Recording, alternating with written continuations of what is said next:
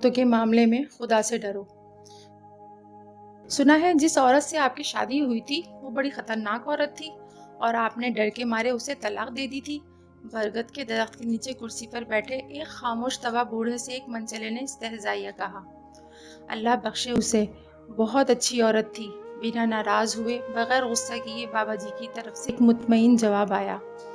ایک نوجوان نے ذرا اونچی آواز میں کہا، لیکن بابا جی لوگ کہتے ہیں وہ بڑی خطرناک عورت تھی۔ بابا جی کچھ دیر خاموش رہے، پھر کہنے لگے، کہتے تو ٹھیک ہی ہیں، وہ واقعی بہت خطرناک تھی اور حقیقتاً میں نے ڈر کے مارے اسے طلاق دی تھی۔ یہ بات تو مردانگی کے خلاف ہے، عورت سے ڈرنا کہاں کی بہادری ہے؟ نوجوان جوشیلے انداز میں بولا، میں عورت سے نہیں ڈرتا تھا، میں تو اس سے ڈرتا تھا جس تک اس کی رسائی تھی، پرسکون جواب آیا۔ جوانوں نے حیرت سے ایک دوسرے کو دیکھا۔ ایسی عورت کو تو جہنم میں ہونا چاہیے، لا حول ولا قوہ۔ کہاں آپ جیسا شریف النفس آدمی، کہاں وہ عورت؟ اچھا کیا چھوڑ دیا۔ نوجوان کے لہجے میں غصہ تھا۔ بوڑھے کی متجسس زندگی کا پٹارا کھل کر سامنے آ گیا تھا۔ تجسس ختم ہوا، اب سب باری باری منتشر ہونے لگے۔ جانے والوں نے عنوان پڑھ لیا تھا، کہانی خود بنانی تھی۔ جو رہ گئے تھے وہ وہی تھے جو اصل کہانی جاننا چاہتے تھے۔ میں بھی ایسا ہی سوچتا تھا کہ اسے جہنم میں ہی ہونا چاہیے تھا، تبھی میں نے اسے جہنم جیسی زندگی دی تھی۔ بوڑھی آنکھوں میں اضطراب اترا۔ یہ تب کی بات ہے جب میں سرکار کے ہاں 1 روپیہ ماہوار پر ملازم ہوا۔ میری ماں چاہتی تھی کہ میری شادی ہو جائے۔ رشتہ ڈھونڈا گیا۔ ایک مونگ پھلی فروش کی بیٹی میری ماں کو پسند آئی، سلیقہ مند، خوبصورت اور ایک دم خاموش طبع۔ مجھے اس رشتے پر اعتراض تھا کہ وہ ایک مونگ پھلی بیچنے والی کی بیٹی تھی۔ مزدور کی اولاد کو پیٹ کی فکر رہتی ہے، تربیت کی نہیں۔ تربیت بڑے گھرانوں میں کی جاتی ہے جہاں افلاس آنکھوں کی روشنی چھیننے سے قاصر ہوتا ہے۔ وہ کیا تربیت دے گی میری اولاد کو؟ لیکن وہ لڑکی میری ماں کو ایسی پسند تھی کہ اماں اس کے علاوہ کسی کا نام نہیں سننا چاہتی تھیں۔ پھر وہ بیاہ کر میرے گھر آ گئی۔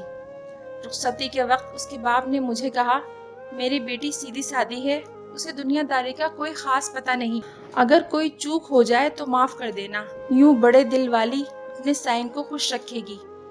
وہ بالکل ویسی ہی تھی جیسی میری ماں نے بتایا تھا، سلیقہ مند، سگھڑ اور تابع دار۔ باہر دوستوں کے ساتھ میری صحبت کوئی اچھی نہیں تھی۔ ملازمت کے اوقات میں کھانا گھر سے باہر کھاتا، دوستوں میں بیٹھتا، رات گئے تک محفل چلتی، پھر گھر جاتا۔ وہ کیا کھاتی، کیا پیتی، کس حال میں رہتی، مجھے کوئی پرواہ نہیں تھی۔ انہی دنوں میری ماں بھی دنیا سے رخصت ہو گئی۔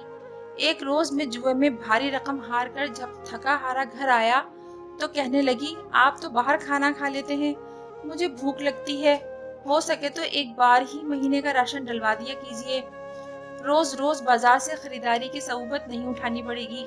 کیا اس مونگ پھلی بیچنے والے کی بیٹی کی اتنی اوقات کہ مجھ سے مطالبہ کرے؟ مجھے طیش آیا، ہو نہ تم کسی بہت بڑے باپ کی بیٹی کہ تمہیں پورے مہینے کا راشن اور خرچ چاہیے؟ اپنی اوقات دیکھی ہے؟ غصے میں آ کر اس پر ہاتھ اٹھایا اور مغلظات بھی بکے۔ میں یہ نہیں سوچ سکا کہ آخر اسے زندہ رہنے کے لیے روٹی تو ہر حال میں چاہیے تھی۔ وہ جسمانی اعتبار سے کافی کمزور تھی، مار برداشت نہیں کر سکتی تھی۔ پشیمانی تھی یا کیا، وہ 2 دن تک بستر پر پڑی رہی، مجھے اس کی بھی کوئی پرواہ نہیں تھی۔ پھر اس نے گھر میں ہی سینہ پہ رونا شروع کر دیا۔ ہاتھ کا ہنر اس کے کام آیا، یوں اس کی روٹی کا انتظام ہو گیا اور میں یہ سوچ کر پہلے سے بھی لاپرواہ ہو گیا۔ ایک روز ہمسائے نے مجھے روک کر کہا، دن میں جب آپ گھر نہیں ہوتے تو آپ کے گھر سے باتوں کی آوازیں آتی ہیں، میرے سوا میری غیر موجودگی میں کون آتا تھا جس سے وہ اتنی آواز میں بات کرتی تھی؟ غصہ حد سے سوا تھا، بس نہ چلتا تھا کہ اسے جان سے مار دوں، لیکن میں بس ایک موقع کی طاق میں تھا۔ ایک رات پچھلے پہر کسی کے بولنے کی آواز پر میری آنکھ کھلی۔ چاندنی رات میں صحن میں پڑی ہر شے بالکل واضح طور پہ دکھائی دیتی تھی۔ میں اٹھ کر دروازے تک آیا۔ اب آواز زیادہ واضح تھی۔ وہ کہہ رہی تھی، سائیں، صبح ایک روٹی کے لیے آٹا گھر میں موجود ہے، وہ ایک روٹی کھا کر چلا جائے گا، یہ سوچے بنا کہ میں سارا دن بھوکی رہوں گی۔ میری روٹی جب تک تیرے ذمے تھی تو عزت سے ملتی تھی، جب تو نے اپنے نائب کے ہاتھ دی تو روٹی کے ساتھ بے عزتی اور اذیت بھی ملنے لگی۔ مجھے اب روٹی تو ہی دے، تیرا بنایا نائب تو خائن نکلا۔ وہ میری شکایت کر رہی تھی، لیکن کس سے؟ कौन था जो उसे रोटी देता था, मुझसे भी पहले? मैंने बाहर आकर देखा, वो सहन के बीच चारपाई पर बैठी खुद से बातें कर रही थी।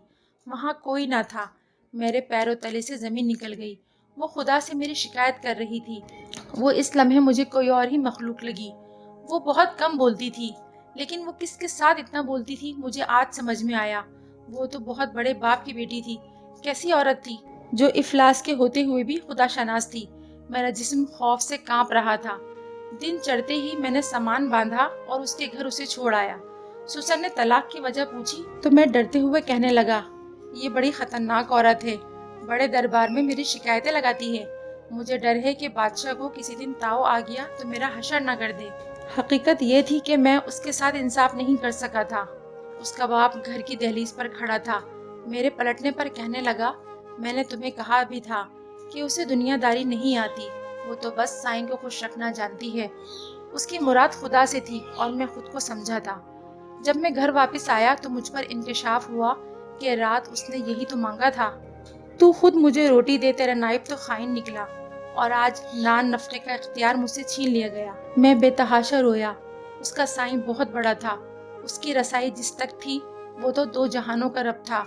वो जिसकी एक रोटी मुझ पर भारी थी, वो उसके लिए क्या नहीं कर सकता था। मैं वाकई डर गया था। मैं आज भी डरता हूँ, कहीं मेरे हक में उसने कोई बद्दुआ न कर दी हो।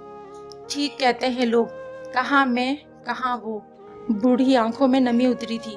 मैं कोरे चश्म उसे पहचान न सका। मैं नहीं डरता था, हालांकि डरना चाहिए था। उसके साईं ने तो पहले ही कह दिया था कि औरतों के मामले में खुदा से डरो।